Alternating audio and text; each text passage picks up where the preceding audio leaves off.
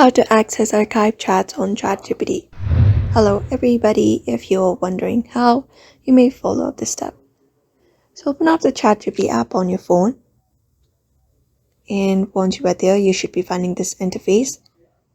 Now from the given interface, tap on the two horizontal lines at the top left, and after tapping on it, you will be finding this. So in order to view your archive chats, first of all, let's head over to one of the chats and tap on this archive option. After tapping on it, you may tap on your name in the bottom left.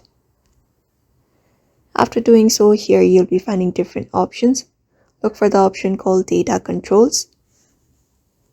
And after tapping on it, here you'll be finding Chat History option. Go ahead and tap on View Archive Chats or Archive Chat History, any of the one. And when you are going there, you should be finding your chats that you've archived on your ChatGPT.